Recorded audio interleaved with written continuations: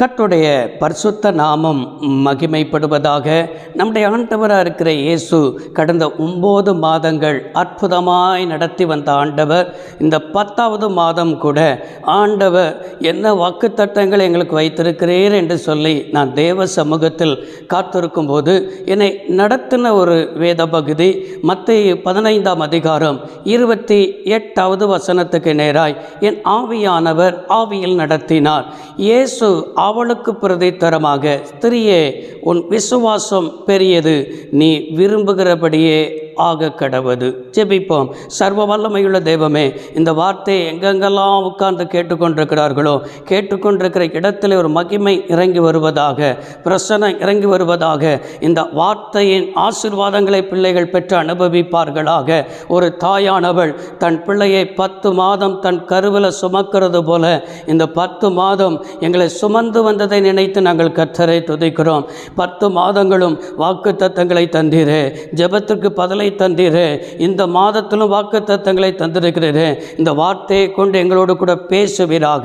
இயேசு இரட்சக நாமத்தில் பிதாவே, ஆமேன். எனக்கருமையான கர்த்தருடைய பிள்ளைகளே, இந்த மாதத்திலும் ஆண்டவன் நம்மளோடு கூட பேசுகிற ஒரு வார்த்தை என்ன சொல்லுகிறார்? உன் விசுவாசம் பெரியது, நீ விரும்புகிறபடியே உனக்கு ஆக கடவது என்று ஆண்டவர் நம்மளை பார்த்து தான் ஆண்டவர் வாக்கு பண்ணி கொண்டிருக்கிறார். நீ விரும்புகிறபடி உனக்கு ஆகும் என்பதை ஆண்டவர் நம்மளோடு கூட திட்டமும் தெளிவாக அக்டோபர் மாதத்தில் ஆண்டவர் பேசுகிறதை, உங்களோடு கூட பேசுகிறதை இப்பொழுதே ஆமேன் என்று சொல்வீர்கள் என்றால், ஆமேன் என்று சொல்வீர்கள் என்றால் அப்படியே கர்த்தர் உங்களுக்கு செய்ய அவர் வல்லமை உள்ளவராக இருக்கிறார். நம்முடைய தேவன் எப்படிப்பட்ட தேவனாக இருக்கிறார் என்றால், நம்முடைய விருப்பத்தை அவர் அறிகிற தேவனாக இருக்கிறார்.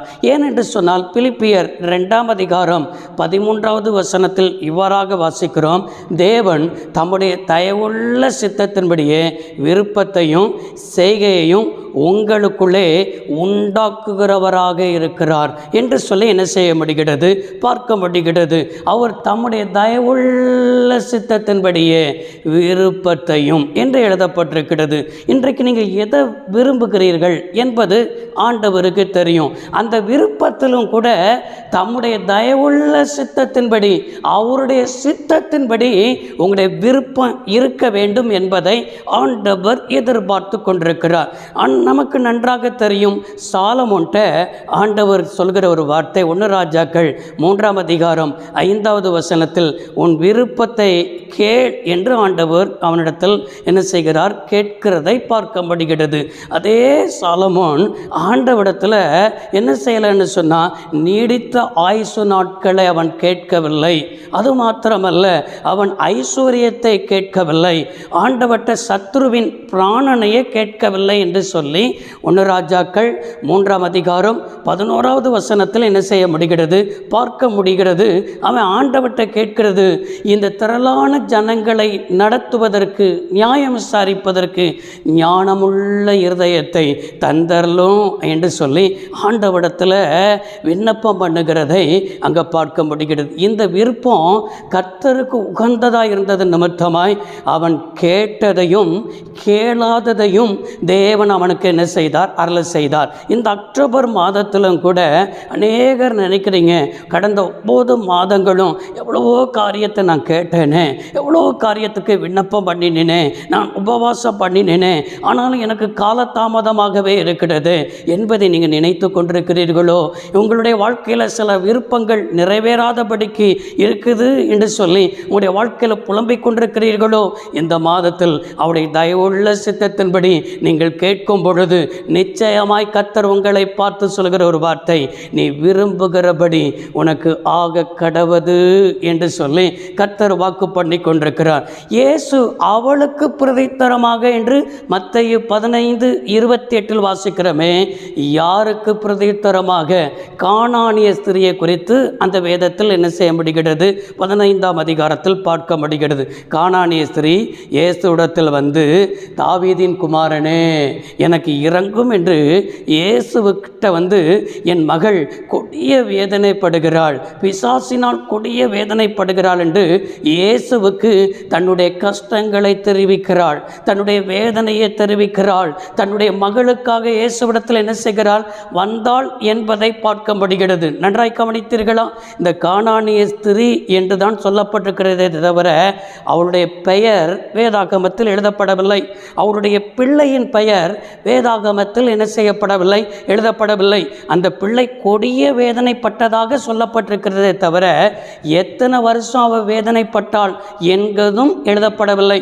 அநேக காரியங்கள் மறைக்கப்பட்டாலும் கூட ஒன்றை அறிய முடிகிறது, அந்த குடும்பம் அவ்வளவு பிரபலமான குடும்பமும் கிடையாது. நன்றாய் கவனியுங்கள். இயேசு தீரு சீதோன் பட்டணத்திற்கு, அந்த பட்டணத்தின் திசைக்கு போகிறார். அந்த திசையில் குடியிருக்கிற கானானிய ஸ்திரீ என்பதாக தான் என்ன செய்யப்பட்டிருக்கிறது, எழுதப்பட்டிருக்கிறது. கானானிய ஸ்திரீ என்றால் இது ஒரு புறஜாதிய ஒரு பட்டணம், புறஜாதிய ஒரு தேசம், யூதர்கள் அல்லாத ஒரு தேசம். கலிலேயாவிலிருந்து இந்த பட்டணம் 50 மைல் தூரத்தில் உள்ள பட்டணம். இன்றைக்கு அந்த பட்டணம் லெபனோனில் என்ன செய்கிறது, இருக்கிறதை பார்க்க முடிகிறது. அப்படி என்றால் எனக்கு அருமையானவர்களே, அந்த பட்டணத்திலிருந்து இயேசுவை நோக்கி வந்து அவள் சொல்கிற ஒரு பதம், ஆண்டவரே என்று சொல்லுகிறாள், தாவீதின் குமாரனே என்று சொல்லுகிறாள், எனக்கு இறங்கும் என்று சொல்லுகிறாள். அப்படிப்பட்ட வார்த்தையை சொல்லி இயேசுவுக்கு பின்னாக என்ன செய்கிறாள், வருகிறாள். அந்த ஸ்திரியை பார்த்து தான் விசுவாசம் பெரியது, நீ விரும்புகிறபடியே உனக்கு ஆக கடவுதென்று அவளுக்கு சொன்ன ஆண்டவர், அவருடைய விருப்பத்தை நிறைவேற்றின ஆண்டவர் உங்களுடைய விருப்பத்தை நிறைவேற்றாமல் இருப்பாரா? உங்களுடைய விருப்பத்தை அவருடைய விருப்பமாக ஆண்டவர் என்ன செய்கிறார், பார்த்திருக்கிறாரே. காலதாமதமாகிறது, அதனால் சோர்ந்து போகாதீங்க. உங்களுடைய வாழ்க்கையில் ஒன்றுமே நடக்காததை போல இருக்கிறது, சோர்ந்து போகாதீங்க. நீங்கள் விசுவாசத்தின்படி தான் உங்களுக்கு என்ன செய்யும், ஆகும். நன்றாய் கவனியுங்க.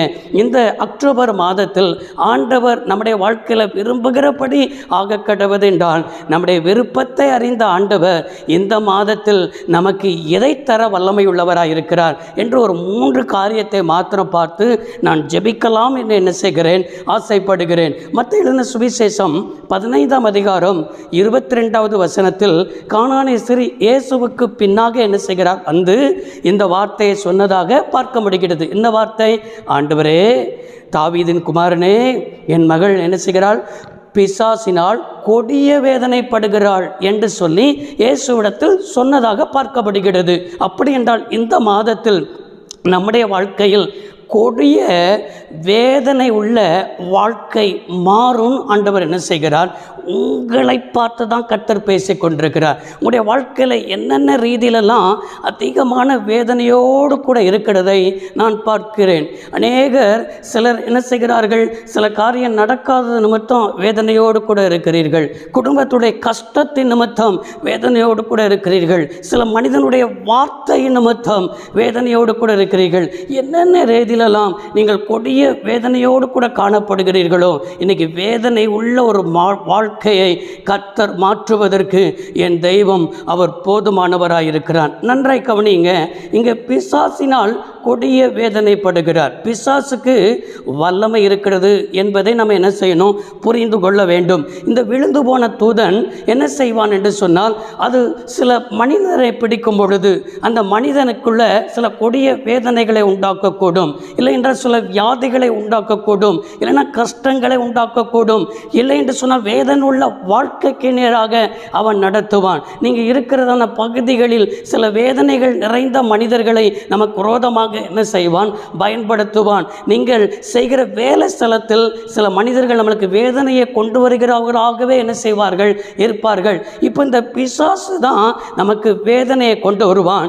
இந்த பிசாசின் கிரியைகளை நாம் கண்டுகொண்டு அவைகளை மேற்கொள்வதற்கு ஆண்டவர் இந்த மாதத்தில் நமக்கு பலன் தர அவர் ஆயத்தம் உள்ளவராயிருக்கிறார். 1 யோவான் 3ஆம் அதிகாரம் 8வது வசனத்தில் வாசிக்கிறோம், பிசாசின் கிரியைகளை அழிக்கும்படியே தேவகுமாரன் வெளிப்பட்டார் என்று சொல்லி நம்ம பார்க்க முடிகிறது. நீங்கள் ரட்சிக்கப்பட்ட தேவனுடைய பிள்ளைகள், அவரால் நடத்தப்பட்ட தேவனுடைய பிள்ளைகள். நீங்கள் அவனுடைய வல்லமைகளை மேற்கொள்வதற்கு கர்த்தர் உங்களுக்கு கிருபை தந்திருக்கிறார். மார்க் 16ஆம் அதிகாரத்தில் பிசாசுகளை துரத்துவீர்கள் என்று சொல்லி நமக்கு அதிகாரங்களை தந்த ஆண்டவர், உங்களுக்கு வேதனையை கொண்டு வருகிற பிசாசை இந்த மாதத்தில் துரத்த உங்களால் முடியும். உங்களுக்கு வேதனைகளை கொண்டு வந்து செயல்பட முடியாத அளவுக்கு உங்களை தடுத்து வைத்திருக்கிறான் அல்லவா? உங்களுக்கு பல ரீதியில் காயப்பட்டு போயிருக்கிறீர்கள் அல்லவா?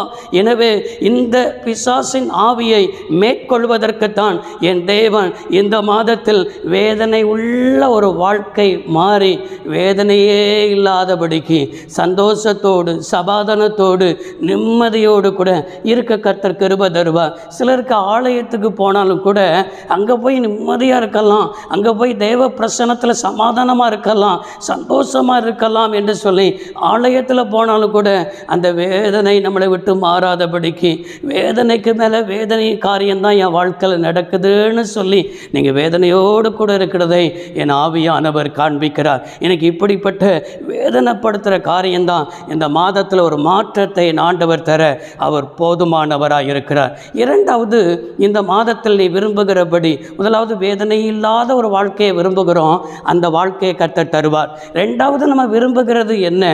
அதே மத்தேயு 15ஆம் அதிகாரம் 23வது வசனத்தில் இயேசுவுக்கு பின்னாலே அந்த ஸ்திரீ என்ன செய்கிறாள்? இப்படிப்பட்ட வார்த்தையை சொல்லி, ஆண்டவரே தாவீதின் குமாரனே எனக்கு இறங்கும் என்று சொல்லி இயேசுவுக்கு பின்னாலே அந்த ஸ்திரீ வந்து கொண்டிருக்கிறாள். இயேசு ஒரு வார்த்தையும் என்ன செய்யவில்லை, அவளுக்கு சொல்லவில்லை. சீசர்கள் கூட இயேசுவிடத்தில் வந்து, இவள் பின்னாலே இப்படிப்பட்ட வார்த்தையை சொல்லி கூப்பிட்டு கொண்டே வருகிறாளே, இவளை அனுப்பிவிடும் என்று சொல்லி மத்தேயு 15:23 இப்படிப்பட்ட வார்த்தையை சீசர்கள் சொல்கிறார்கள். இயேசு மௌனமாகவே இருக்கிறார். இயேசு நம்முடைய வாழ்க்கையில் மௌனமாக இருந்தால் அங்கே நமக்கு ஒரு வழிநடத்துதல் இருக்காது. இயேசு மௌனமாக இருந்தால் நமக்கு ஒரு இருண்ட காலம் போல இருக்கும். இயேசு ஒரு வார்த்தை நம்ம கூட பேசாமல் இருந்தால் நம்முடைய வாழ்க்கையில் ஒரு குழப்பம் நிறைந்ததாகவே காணப்படும்.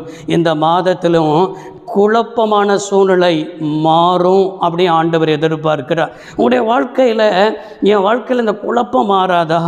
என்ன செய்வதுனே புரியலையே, எவ்வளவோ முயற்சி எடுத்து பார்க்கிறேன், எவ்வளவோ ஜெபம் பண்ணி பார்க்கிறேன், ஆண்டவர்கிட்ட இருந்து ஒரு வார்த்தை கூட எனக்கு என்ன செய்ய மாட்டேங்குது, கிடைக்க மாட்டேங்குது. ஆண்டவர் என் கூட பேசாதபடி இருக்கிறது, ஆண்டவர் என் கூட மௌனமாகவே இருக்கிறாரு என்று சொல்லி உங்களுடைய காரியத்தில் கர்த்தர் மௌனமாக இருக்கிறாரா? உங்களுடைய வாழ்க்கையில் ஆண்டவர் பேசாதபடி இருக்கிறாரா? 9 மாதங்கள் கடந்து விட்டது, கர்த்தர் மௌனமாகவே இருக்கிறாரு, கர்த்தர் பேசாதபடி இருக்கிறாரு, ஏன் இப்படி நடக்கிறது என்று சொல்லி ஒரு குழப்பத்தோடு கூட நீங்கள் இருந்து கொண்டிருக்கிறீர்கள். இன்னைக்கு குழப்பமான ஒரு சூழ்நிலை மாறி, குழப்பம் மாறுமா என்று எதிர்பார்க்கிறீர்கள். குழப்பம் மாறும். உங்களுடைய விருப்பம் குழப்பம் மாறணும், எனக்கு ஒரு தெளிவு வரணும், ஆண்டவர் என் கூட பேசணும் என்று சொல்லி எதிர்பார்க்கிறீர்கள். கர்த்தர் பேச அவர் ஆயத்தமாய்தான் இந்த மாதத்தில் சொல்லுகிறார். நீ உன் விசுவாசம் பெரியது, நீ விரும்புகிறபடி உனக்கு ஆகும். குழப்பம் மாறிட்டு ஆண்டவர் என்ன செய்கிறார்? தீர்க்கமாய் ஆண்டவர் பேசி கொண்டிருக்கிறார். நன்றாய் கவனியுங்க. இந்த பின்னாலே வந்து இயேசுவிடத்தில் என்ன செய்கிறான்? பேசிக்கொண்டே வருகிறான். அதே 24வது வசனத்தில் இவ்வாறாக பார்க்க முடிகிறது. இயேசு காணாமல் போன இஸ்ரவேல் வீட்டாருக்கு அனுப்பப்பட்டேனே அன்றி வேறொன்றுக்கும் நான் அனுப்பப்படவில்லை. அதே 27வது வசனத்தில் கூட இவ்வாறாய் பார்க்க முடிகிறது. 26, 27 வாசிக்கிறோம். பிள்ளையின் அப்பத்தை எடுத்து நாய்க்குட்டிகளுக்கு போடுவது நல்லதல்ல என்று இயேசு சொல்கிறார். அப்படி என்றால் யூதர்கள் தான் அவர்கள் என்ன செய்ய, எனக்கு பிள்ளைகள், யூதர்கள் அல்லாதவர்கள் புறஜாதிகள், யூதர்கள் அல்லாதவர்கள் நாய்கள் என்று சொல்லி அப்படிப்பட்ட கடினமான வார்த்தை இயேசுவிடத்திலிருந்து என்ன செய்கிறது? வருகிறது. இவ்வளவு நேரம் இயேசு பேசாமல் இருந்தால், சில சமயத்தில் நினைப்போம், இவங்க பேசாமல் இருந்தால் கூட நல்லா இருந்திருக்குமே, இவன் பேசுகிற வார்த்தை என் இருதயத்தை வேதனைப்படுத்திடுச்சே, இவன் பேசுகிற வார்த்தை என் இருதயத்தை கொன்னுருச்சே அப்படின்னு சொல்லி ஆண்டவர் பேசாமல் பேசாமல் இருக்கும் பொழுது குழப்பமாக இருந்துச்சு, இப்போ பேசும்போது ரொம்ப வேதனையை கொண்டு வந்தது போல் நாய்கள் என்று சொல்லுகிற வார்த்தை வரும் பொழுது நம்மளால் தாங்க முடியலை. சில சமயத்தில் நம்முடைய ஜெபத்திற்கு பதில் வராதபடிக்கு குழப்பமான சூழ்நிலை இருக்கும். அந்த குழப்பத்தின் மத்தியில் நடந்துருமா, இப்போ நடக்குமா, நாளை நடக்குமா என்று எதிர்பார்ப்போம். சில சமயத்தில் கர்த்தர் என்ன செய்வார்னா, வாயை திறந்து அவருடையத்திலிருந்து வார்த்தை வரும். இது உனக்கு என்ன செய்யணும்னு சொன்னால் இப்பொழுது கூடாது, இல்லை அப்படிங்கிற வார்த்தை கூட எதிர்மறையாய் வரும். எதிர்மறையான வார்த்தை வரும்போது சோர்ந்து போய் விடுவோம். ஆனால் கர்த்தர் தவறு செய்கிறவர் அல்ல. கர்த்தர் நேர்த்தியானதை என்ன செய்கிறவர் என்பதை புரிந்து கொள்ளணும். இப்படிப்பட்ட வார்த்தைகள் வந்தாலும் கூட அவள், நானே குழம்பு போயிருக்கிறேன், என்ன நான் வேதனையின் மேல் வேதனை இருக்கிறேன், எனக்கு இருக்கிற பிள்ளையும் இப்படி கொடிய வேதனைப்படுகிறது, இப்போ இவர் ஆண்டவரிடத்தில் ஓடி வந்தேன், இங்கேயாவது சமாதானம் கிடைக்கும், இங்கேயாவது விடுதலை கிடைக்கும், இங்கேயாவது அற்புதம் கிடைக்கும்னா நான் காயத்தின் மேலே காயமடைகிறேனே என்று சொல்லி அவள் சோர்ந்து போகவில்லை. நான் காணாமல் போன இஸ்ரவேல் வீட்டாருக்குத்தான் அனுப்பப்பட்டேனே என்று வேறு ஒன்றும் அல்ல என்று சொன்னாலும் கூட மத்தேயு 15:25 வசனத்தில் அவள், ஆண்டவரே எனக்கு உதவி செய்யும் என்று அவரை பணிந்து கொண்டாள் என்று என்ன செய்ய முடிகிறது, பார்க்க முடிகிறது. மூன்றாவது, உதவியற்ற சூழ்நிலை மாறும்னு ஆண்டவர் சொல்லுகிறார். இன்றைக்கு உதவியை சில சமயத்தில் ஆண்டவரிடத்திலிருந்து நம்ம எதிர்பார்ப்போம். சில சமயம் என்று சொல்லுகிறதை விட எல்லாவற்றுக்கும் அவரிடத்திலிருந்து தான் நம்ம உதவியை எதிர்பார்ப்போம். ஆனால் நமக்கு உதவி பரத்திலிருந்து வரும் என்று சொல்லி நம்ம காத்து கொண்டிருப்போம். மௌனமாகவே இருக்கிறதை போல இருக்கும், எதிர்மறையாகவே நடக்கிறதை போல இருக்கும். கடந்த 9 மாதங்கள் இப்படி தானே நடந்திருக்கிறது, எனக்கு ஒரு விருப்பத்தை கர்த்தர் நிறைவேற்ற மாட்டாரா, எனக்கு உதவியின் கரமாய் கர்த்தர் இருக்க மாட்டாரா, எனக்கு ஆதரவாய் கர்த்தர் இருக்க மாட்டாரா என்று சொல்லி அவருடைய உதவியின் கரம் எனக்கு நீட்டப்படாதா என்று எதிர்பார்ப்போடு கூட இருந்து அந்த ஸ்திரீயும் கூட இயேசுடைய பாதத்தில் வந்து விழுந்து அவரை பணிந்து கொண்டு எனக்கு உதவி செய்யும் என்று சொன்னால், ஆண்டவர் பிள்ளையின் அப்பத்தை எடுத்து நாய்க்குட்டிகளுக்கு போடுகிறது நல்லதல்ல. அதற்கு மெய்தான் ஆண்டவரே, நாய்க்குட்டிகள் எஜமானுடைய மேஜையிலிருந்து கீழ் விழுகிற துணிக்கையும் தின்னுமே என்று சொல்லி, நாங்கள் நாய் தான், நாயாக இருந்தாலும் எஜமானுடைய மேஜையிலேருந்து கீழே விழுகிற துணுக்கையை கூட நாங்கள் என்ன செய்வோம், தின்பமே என்று சொல்லி ஆண்டவருடைய சமூகத்தில் தாழ்த்தி ஆண்டவரை விடாப்பிடியாய் பற்றி கொண்டு ஆண்டவரை நிறுத்துகிற அளவுக்கு அவர் சோர்வுக்கு இடம் கொடுக்கலை. நன்றாய் கவனித்தீர்களா? நம்முடைய வாழ்க்கையில் எதிர்மறையாக நடக்கும்போது நம்ம சோர்ந்து போய் விடுவோம். இன்னும் சொல்லணும்னா, எதிர்மறையான வார்த்தைகள் வரும்பொழுது நம்ம ஆண்டவரை முறுமுறுத்து விடுவோம், ஆண்டவரை குறை சொல்லி ஆண்டவரை விட்டு தூரம் போயிடுவோம்.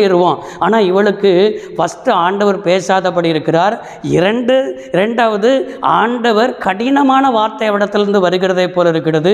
உங்களுக்கெல்லாம் நான் அனுப்பப்படலை, இஸ்ரவேல் வீட்டாருக்குத்தான் என்று சொல்லுகிறார். அப்படின்னா உனக்கு அற்புதம் செய்ய முடியாது என்று சொல்லுகிற அளவுக்கு வார்த்தைகள் வருகிறது.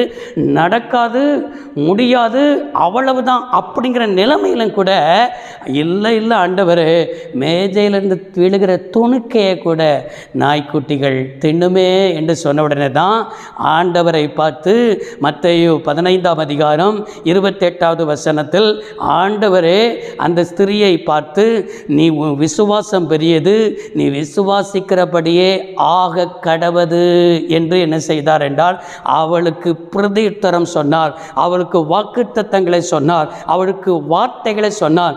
இந்த மாதத்திலையும் சில எதிர்மறையான காரியங்கள் நடக்கிறதை போல இருக்கலாம், உங்களுடைய வாழ்க்கையில் கர்த்தர் மௌனமாக இருக்கிறதை போல இருக்கலாம். வேதனை உள்ள ஒரு வாழ்க்கை இந்த மாதத்தில் மாறும்னு ஆண்டவர் பேசியிருக்கிறார். குழப்பம், கடந்த மாதத்தில் உள்ள குழப்பம் இந்த மாதத்தில் மாறும்னு ஆண்டவர் பேசியிருக்கிறார்.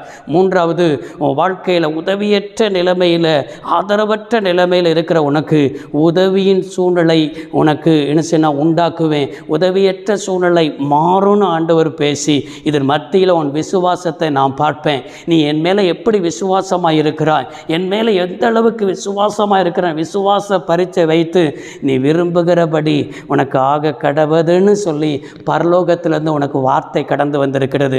வார்த்தை கடந்து வரும்பொழுது அந்நேரத்திலே அவள் மகள் ஆரோக்கியமானாள், சொஸ்தமானாள் என்று சொல்லி என்ன செய்யப்பட்டிருக்கிறது.